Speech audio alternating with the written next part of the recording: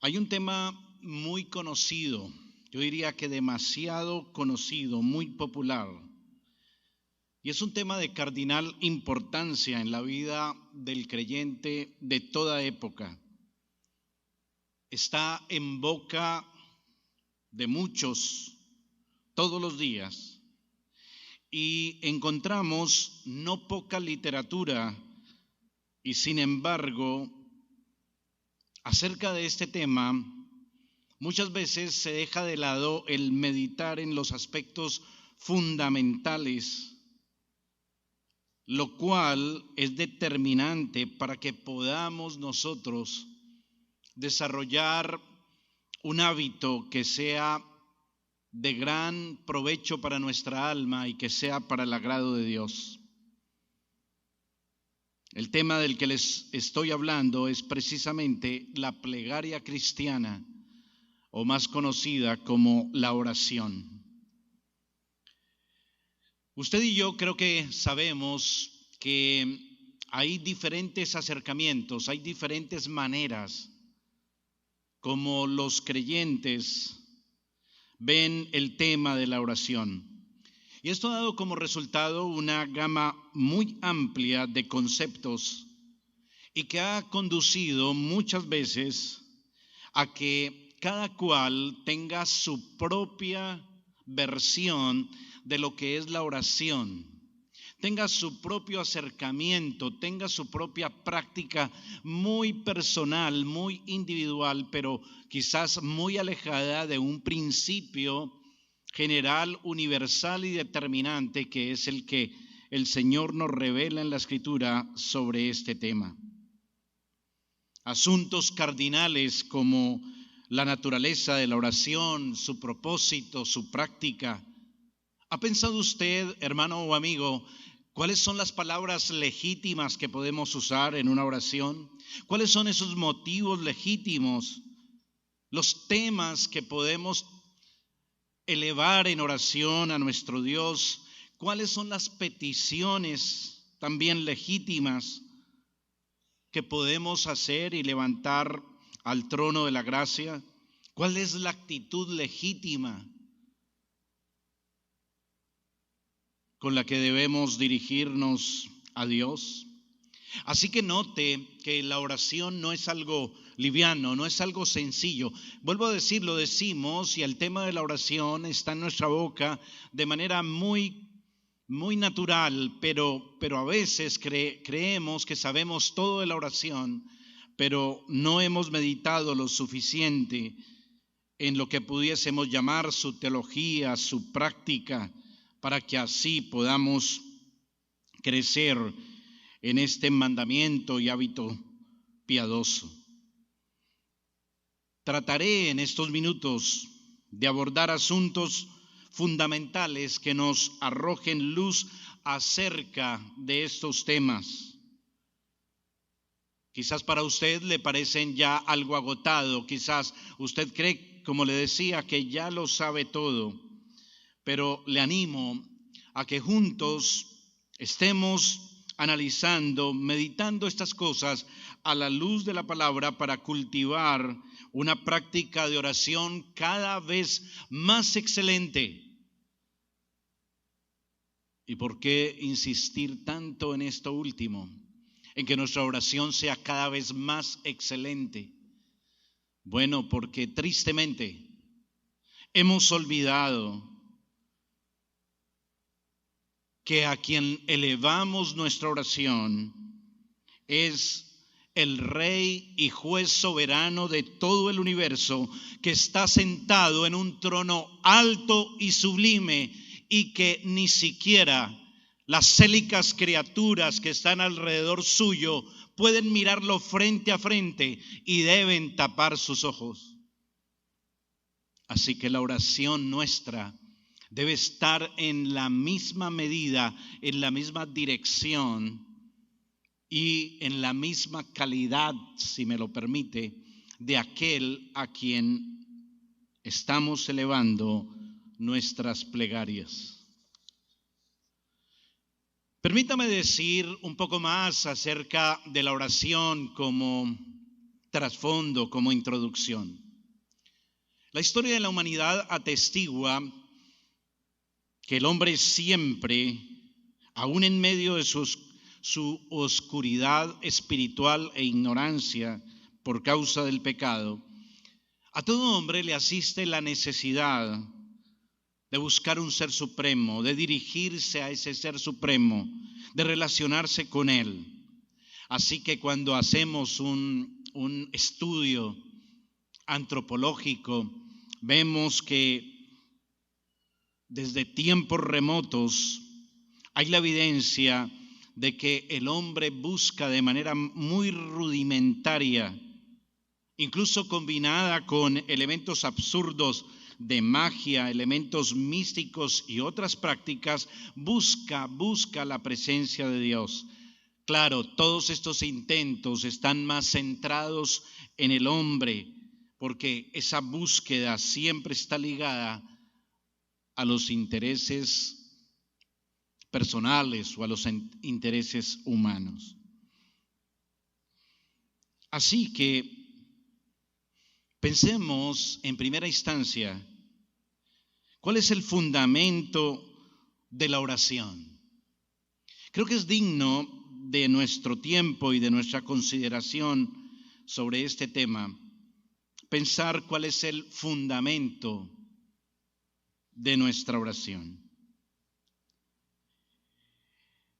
Y aquí vamos a recordar que el Señor en la Escritura se nos revela y se revela al hombre no como una entidad o como una energía creadora, sino que Dios se nos revela en las Sagradas Escrituras como un Dios trascendente, sustentador, creador de todo lo que existe en el universo, quien lo sostiene con la palabra de su poder, y que si no fuera así, todo dejaría de ser en un solo instante. Pero además de esto, Dios se nos revela en la palabra como un espíritu personal.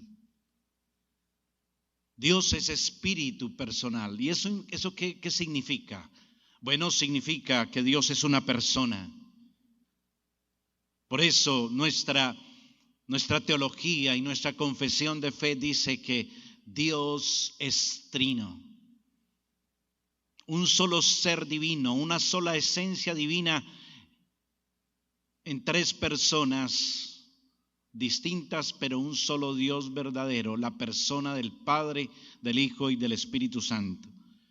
El punto es que Dios no es una energía, Dios es espíritu personal, y este Dios trascendente, soberanamente, por su pura gracia, sabiduría, perfección, quiso crear un universo. Y en ese universo también contempló crear una criatura, pero no una criatura cualquiera, sino una criatura diferente a todas, hecha a su imagen y semejanza. Y el hombre, por ser hecho a su imagen y semejanza, puede establecer un vínculo de comunión especial, comunión personal, una relación personal con Él. Es así como el hombre es una criatura de Dios y es la única criatura en el universo creado que puede establecer una relación, una comunión con Dios. Una comunión para que el hombre pueda llegar a saber quién es Él y quién es Dios, y de esa manera crecer y remontarse a todo lo que Dios en su propósito ha querido establecer para el hombre en su realización plena. La oración tiene un elemento de lógica, hermano y amigo, y es que Dios, que se revela en todo su poder, su gloria, su justicia, también se revela en su gracia, en su misericordia, en su bondad, que son infinitas, que son inmutables. Y esa misericordia y gracia infinita nos constriñen y nos animan a buscar con confianza y con fe a este Dios lleno de gloria y grandeza. Por esto orará a ti todo santo en el tiempo en que puedas ser hallado, dice el Salmo 32. Así que Dios nos creó y es un privilegio invaluable, hermano, que podamos invocarle a este Dios glorioso en oración. Que Él en su gracia haya querido que nosotros, a pesar de nuestros pecados, volviéndonos a Él en arrepentimiento y fe, podamos restaurar una relación y entrar en comunión con Él para mantener esa relación sostenida, personal, continua con este ser divino. Que así podamos disfrutar de sus dádivas, de sus favores, de sus delicias.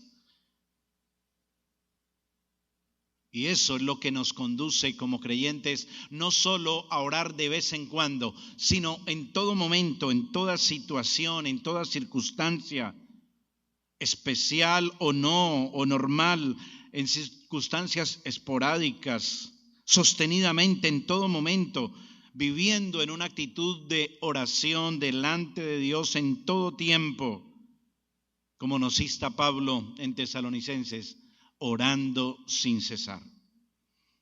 Pero en cuanto al tema y al punto específico del fundamento de la oración, es necesario que indaguemos un poco más.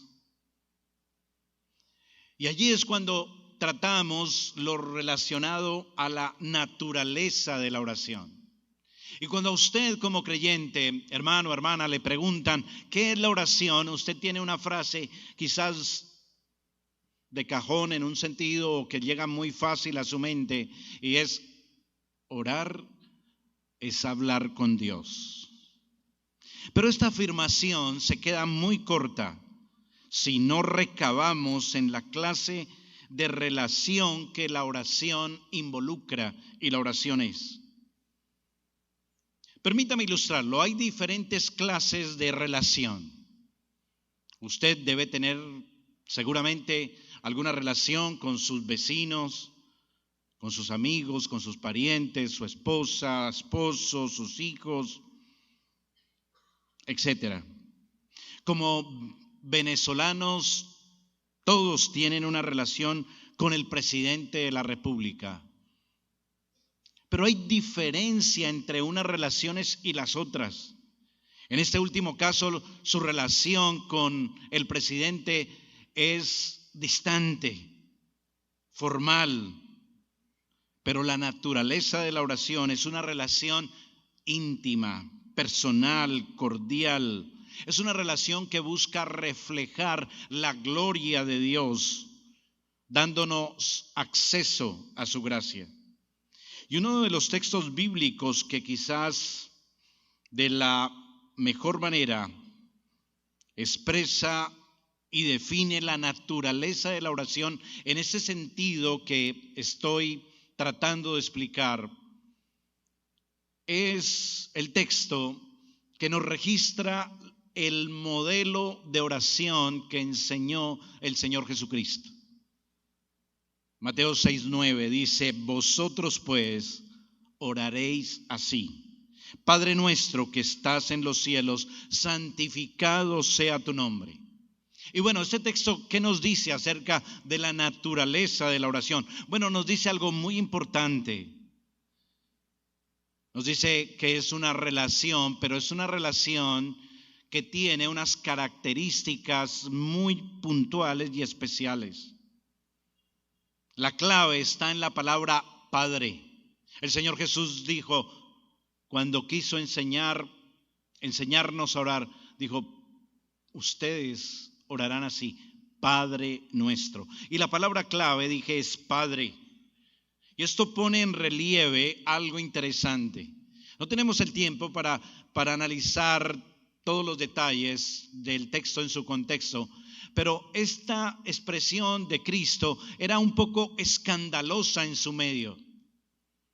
Que los judíos escucharan a un hombre llamar a Jesús de una manera tan íntima, tan personal, tan cercana, tan confiable, era para ellos un escándalo.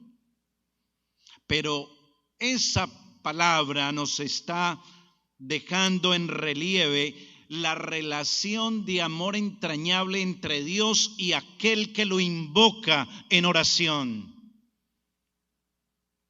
Hermano, hermana, la naturaleza de la oración es eso, que usted y yo, criaturas caídas, que en nuestra condición y por ser criaturas, distamos mucho de un ser glorioso, supremo, perfecto, excelente, lleno de majestad y gloria. Nosotros, por su pura gracia, por la gracia de Dios, podemos invocarle y tener una relación cercana, una relación de confianza, una relación de amor, una relación personal. Esa es la naturaleza de la oración. Y ese término Padre aquí en la oración modelo del Señor Jesucristo también nos está dejando ver de paso que hay una sujeción de parte del que invoca a Dios, porque llamar a Dios Padre significa que nosotros nos sometemos a una autoridad y la reconocemos. Nosotros en Cristo somos hijos, pero Él es Padre y está sobre nosotros. Si esta es la manera como el Hijo de Dios nos enseña cómo debe dirigirse todo hombre caído al Padre, y présteme atención a lo que estoy diciendo.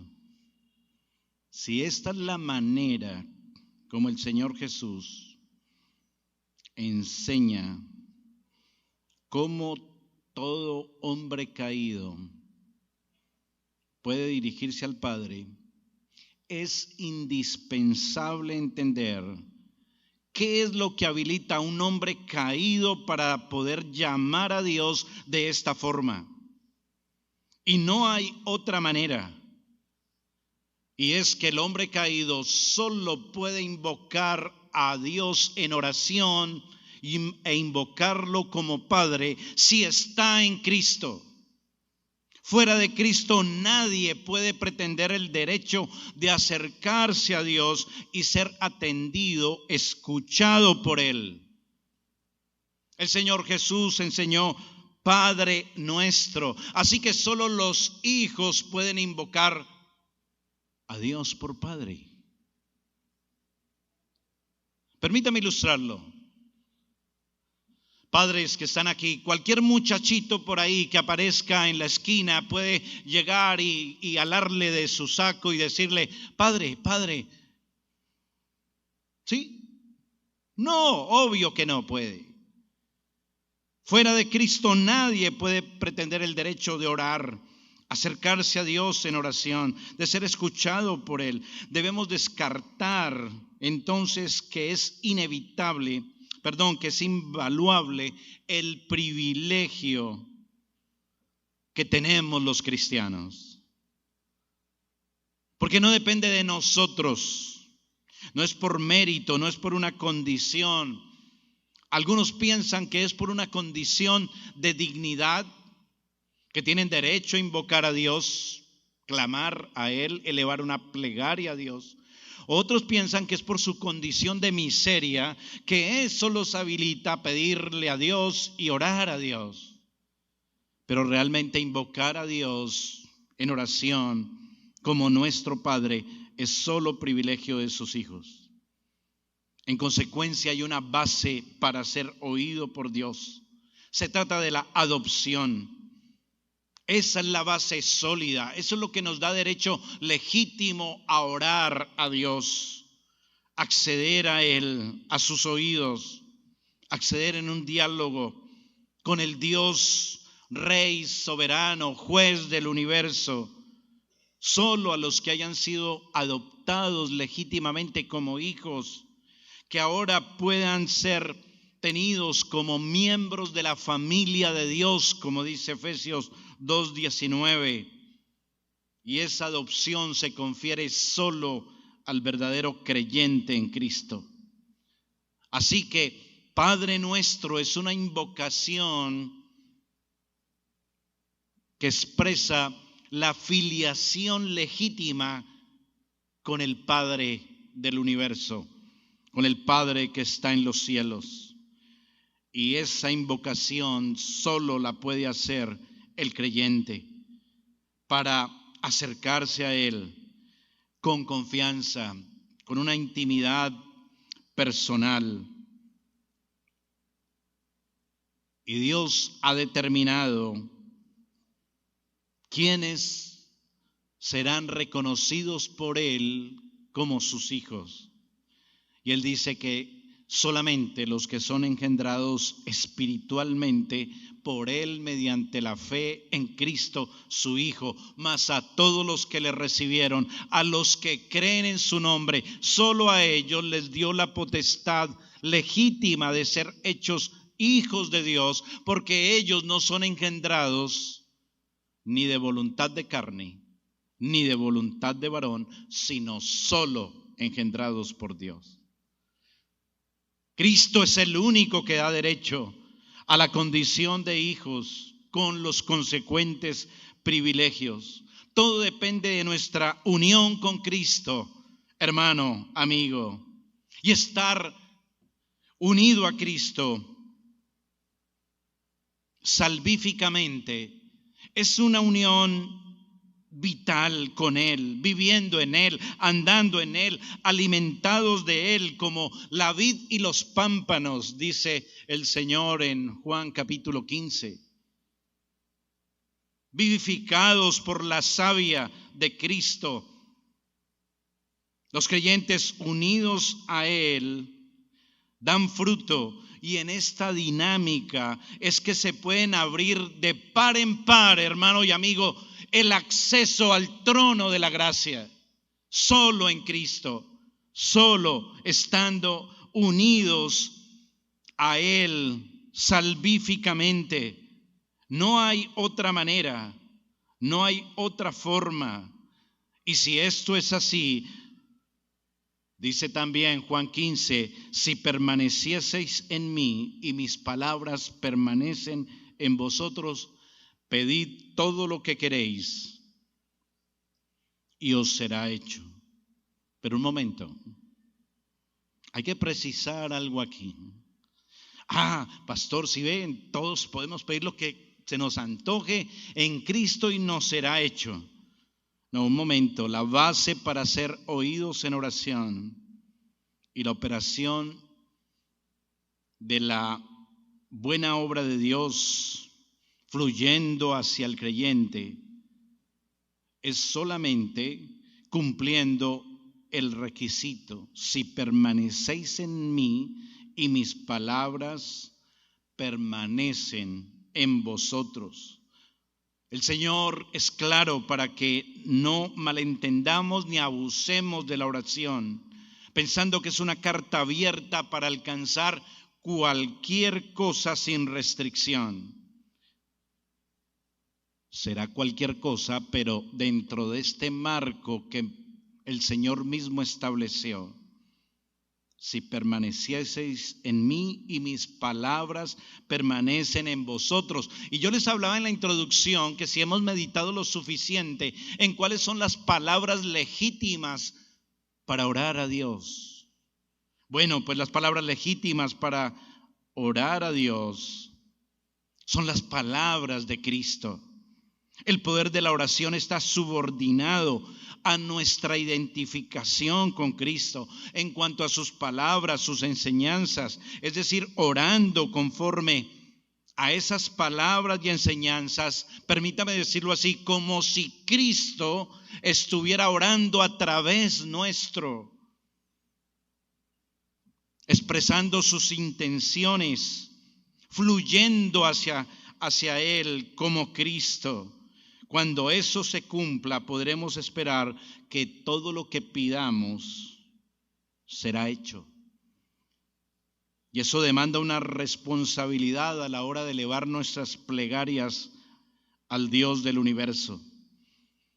Para no resultar, como dije también en la introducción, con palabras extrañas dirigiéndome a Dios que no son las palabras de Cristo, y nuestra oración se convierta en irreverente, en una oración estéril, improcedente. Pedís y no recibís porque pedís mal, dice Santiago. Y algunos enseñan a que ore al Señor cuando es una oración de necesidad. Reclámele, exíjale a Dios, regañe a Dios, declare. Qué abuso de la oración, qué triste caricatura de lo que es la espiritualidad bíblica. La espiritualidad bíblica reconoce a quién dirigimos nuestra oración y cómo esa oración está subordinada a nuestra identificación plena con Cristo.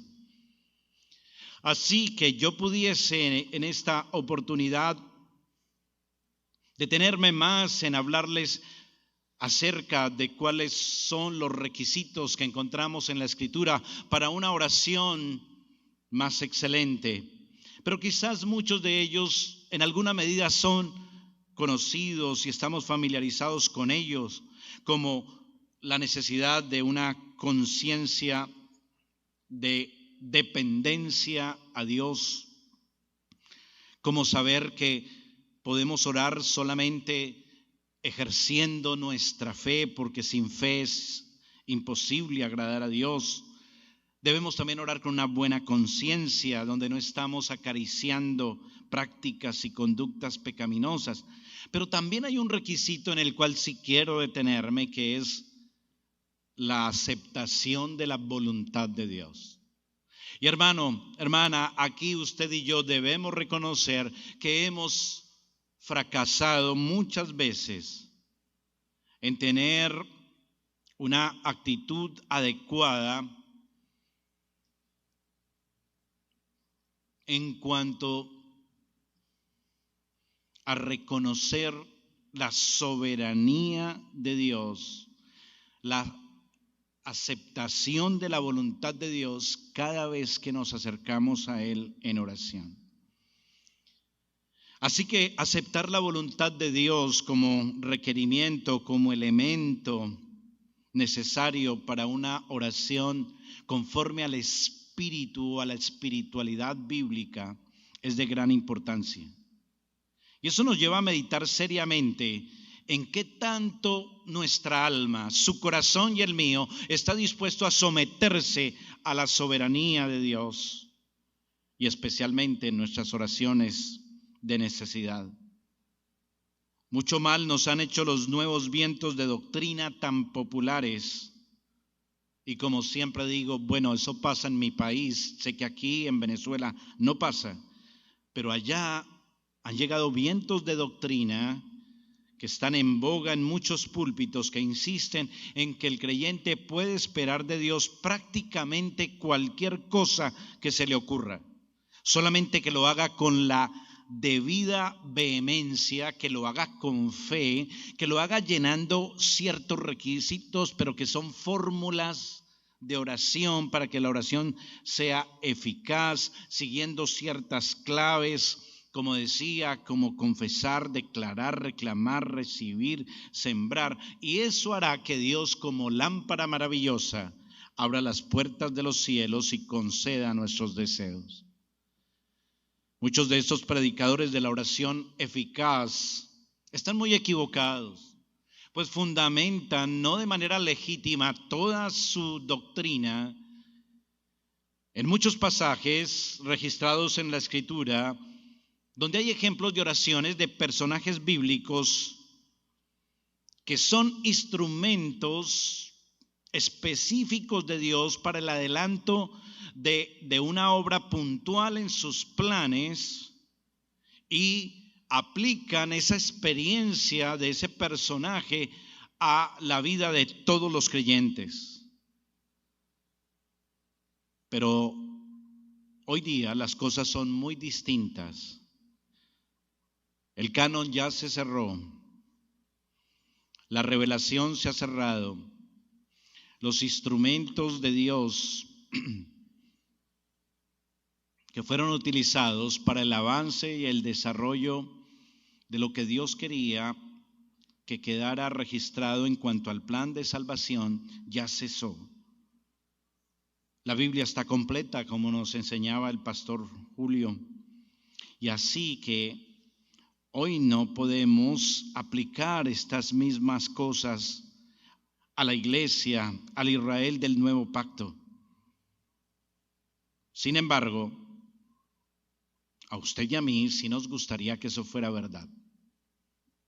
Nuestro corazón engañoso piensa que es muy bueno que Dios nos conceda todas nuestras peticiones. Y si hay alguna fórmula, algún método, alguna clave, alguna estrategia, pues es bien recibida y estamos dispuestos permítame, a tragarnos todo lo que nos digan sin discernirlo. Debemos aprender que esto no es así.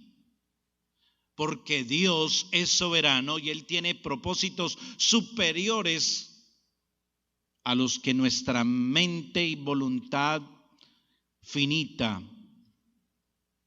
tenemos.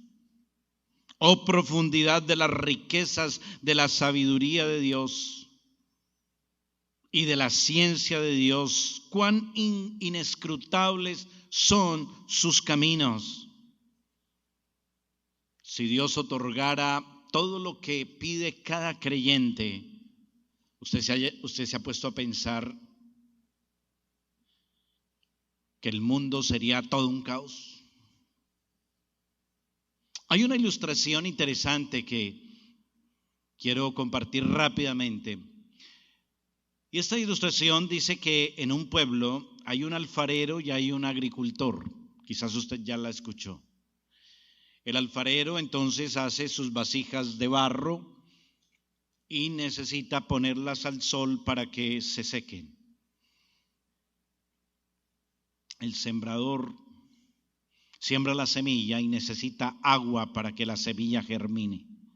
Y en ese mismo pueblo el alfarero cristiano entonces empieza a orar porque haga mucho sol, porque él necesita que sus vasijas se sequen. Y el agricultor ora: Señor, trae aguaceros, trae agua, que se inunden todos los canales, etcétera, etcétera.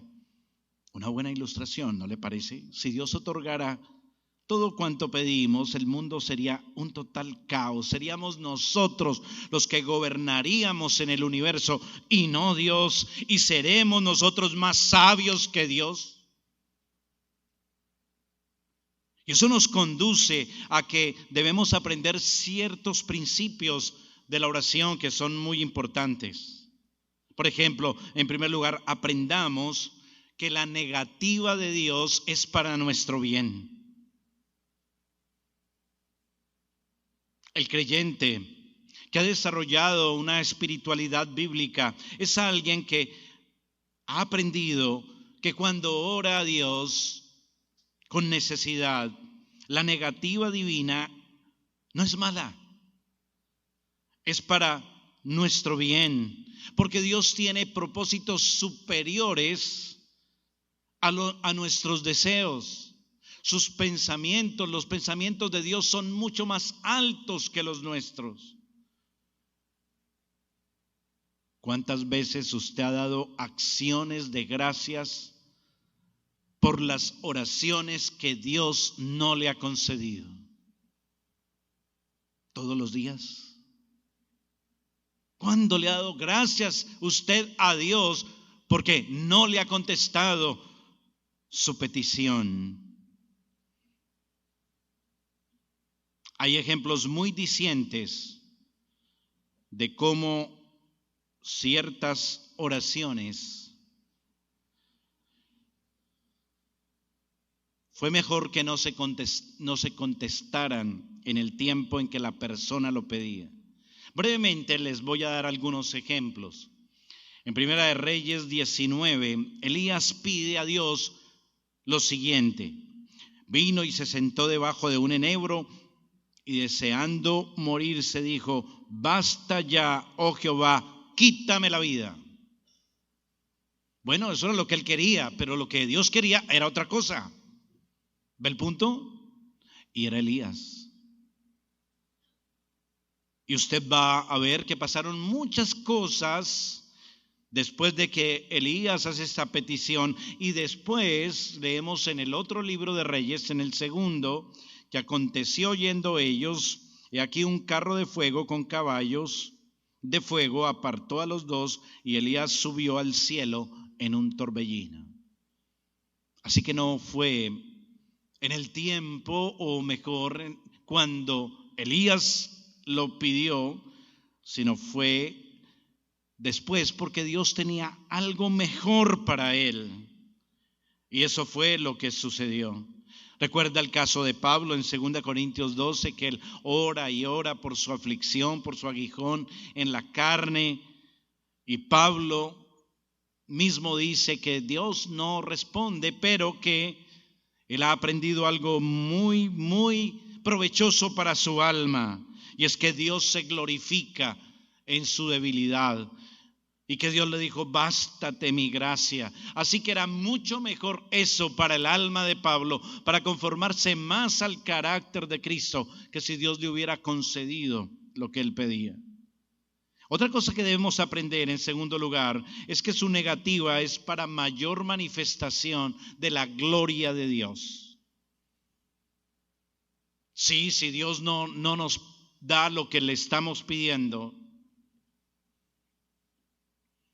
es porque Dios quiere glorificarse más allá.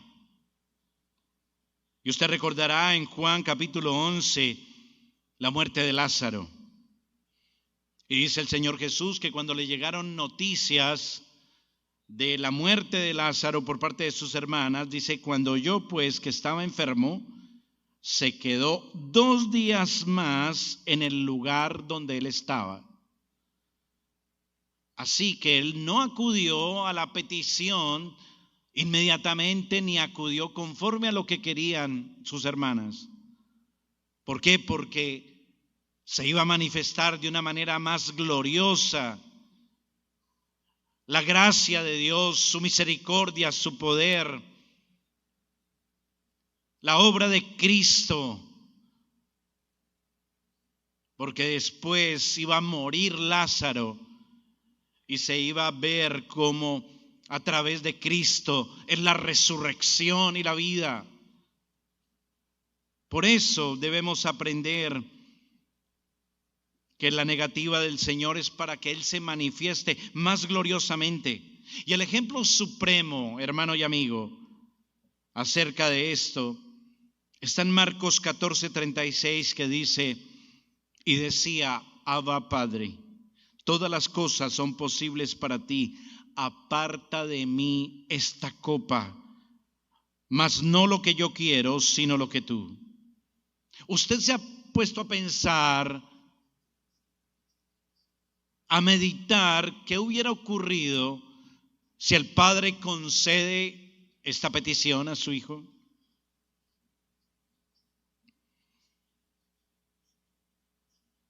Pero la soberanía de Dios incluía no solamente el sufrimiento de su Hijo, sino las glorias que vendrían tras ellas, como dice el apóstol Pedro en su primera carta. A la cruz y el sepulcro siguió la resurrección, y la resurrección selló la obra redentora de Cristo. Las cadenas fueron rotas, su pueblo ahora es redimido, la obra de Cristo se perfeccionó. Ahora nosotros podemos dar gloria a Dios por Cristo, quien murió en la cruz a favor nuestro. Dios se glorificó mayormente en su negativa. ¿Ha pensado usted que la negativa a su petición es porque Dios ha de glorificarse mayormente? Y recuerde que el Señor Jesús dijo: no se haga lo que yo quiero, sino lo que tú. Por favor, me dice cuánto me falta. 10. Gracias. Una tercera cosa que debemos aprender es que Dios contesta toda oración soberanamente. Y aquí es importante remarcar la operación de la soberanía de Dios en primer lugar, para que de una vez por todas aprendamos que Dios conduce, gobierna todo el universo conforme a su sabio consejo y soberana voluntad, y no hay quien lo detenga y le diga: ¿qué haces? Y en segundo lugar, aprender que esa providencia de Dios, la conducción de todas las cosas según la buena voluntad de Dios, es también determinada por su gran amor, por su justicia, por su gracia, por su misericordia. Y así que en esta orden de ideas, aun cuando Dios no otorga lo que pedimos en oración, su negativa se convierte en una respuesta que está determinada por sus atributos eternos, infinitos y gloriosos de amor, de gracia, de misericordia, porque dice la Escritura: a los que aman a Dios, todas las cosas le ayudan a bien. Y dice Efesios 1: bendito sea el Dios y Padre de nuestro Señor Jesucristo, que nos bendijo con toda bendición espiritual en los lugares celestiales en Cristo, según nos escogió en Él antes de la fundación del mundo. Así que Dios siempre quiere el bien de su pueblo en Cristo, y por eso debemos aprender que Dios es soberano y que Él solo contestará oraciones que están de acuerdo a su perfecta voluntad según sus decretos eternos. Así que la respuesta a nuestra oración, así sea no, siempre es buena, provechosa para nuestra alma. Su respuesta a nuestra plegaria es un no, pero que a la vez es un sí, pues la da en Cristo para nuestro bien. Para el creyente no hay decepción alguna. No es que nuestra oración fracase, no es que la oración sea vana, ni que Dios haya cerrado su oído a nuestra plegaria o negado algo que era bueno para nosotros. Dios nunca nos niega nada que sea verdaderamente bueno para su pueblo, porque para eso dio a su Hijo Jesucristo. Sus propósitos con su pueblo son buenos siempre. Un creyente del siglo XVII oraba de la siguiente manera: solo tú sabes lo que es bueno para mí. Haz pues lo que te parezca mejor. Dame o quítame conforme a mi voluntad a la tuya. Concédeme que con humilde y perfecta sumisión y en santa confianza reciba las órdenes de tu providencia eterna, y que pueda adorar por igual todo lo que me venga de ti. Y por último, como dijo el connotado pastor Julio, porque el tiempo me ha alcanzado, una cuarta cosa que debemos aprender es que la oración es un medio para los propósitos inalterables y eternos de Dios. Y este asunto es un poco complejo. La oración es un medio para los propósitos inalterables y eternos de Dios. Usted quizás se está preguntando a esta altura: bueno, y finalmente, ¿para qué oramos? Si la voluntad de Dios es finalmente la que predomina. Decir que el destino humano puede ser cambiado por la voluntad del hombre es una herejía. Decir que Dios va a cambiar todos sus planes por la oración de una criatura no es correcto. Así que esto haría a la criatura suprema sobre Dios. No podemos evadir la realidad de la soberanía de Dios. Hermano, recuerde, vez tras vez Dios nos dice en su palabra: Jehová mata, Él da vida, Él hace descender al Seol y hace subir. Jehová empobrece, Él enriquece, abate, enaltece. Él levanta del polvo al pobre y del muladar exalta al menesteroso, para hacerles sentarse con príncipes y heredar un sitio de honor, porque de Jehová son las columnas de la tierra y Él afirmó sobre ellas el mundo. Él es soberano, Él es el Señor, Él gobierna. Mas Dios, en su gran sabiduría, incomprensible a nuestra mente finita, ha querido que todo asunto acontezca conforme a su voluntad, la cual ha sido asegurada eternamente en sus decretos inmutables. Pero Dios, quien ha decretado qué ocurrirá en cada situación y en cada caso, en cada instante y en cada detalle en el universo, también ha decretado cuáles son los medios, cómo va a llevar a cabo esos fines. Y Dios ha querido que uno de esos medios sea la oración. Como el verdadero Dios no puede negarse a sí mismo. Un teólogo del pasado dijo: oh, pensar en esto, que tú, oh hombre insignificante, puedas estar aquí y hablar con Dios, y a través de Dios puedas mover todos los mundos. Sin embargo, cuando tu oración es escuchada, la creación no es alterada. Aunque las mayores peticiones sean contestadas, la providencia no será desordenada ni un solo instante. Ninguna hoja caerá más pronto del árbol, ninguna estrella se detendrá de su curso, ninguna gota de agua caerá más lentamente de su fuente. Todo continuará siendo igual, y sin embargo, tu oración habrá afectado todo. No pregunten: ¿cómo pueden mis oraciones afectar los decretos?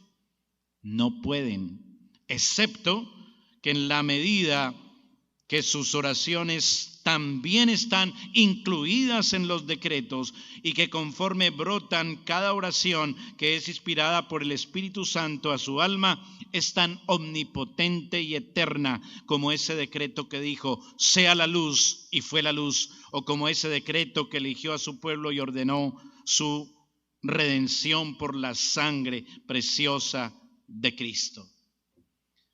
Qué gran misterio este, hermanos. No pasará nada, absolutamente nada, que Dios ya no decretó eternamente e inmutablemente. Pero también Él quiso involucrar la oración en sus decretos eternos, de tal manera que a través de nuestras oraciones, las oraciones de su pueblo, parecería que también se desarrollan todas las cosas en el mundo y en nuestras vidas. Un ejemplo rápido: Daniel capítulo 9. En el año primero de Darío, hijo de Asuero, de la nación de los Medos, que vino a ser rey sobre el reino de los caldeos, en el año primero de su reinado, yo, Daniel, miré atentamente en los libros el número de los años que habló Jehová al profeta Jeremías, que habían de cumplirse las desolaciones de Jerusalén en 70 años. Y volví mi rostro a Dios el Señor, buscándole en oración y ruego, en ayuno, cilicio y ceniza.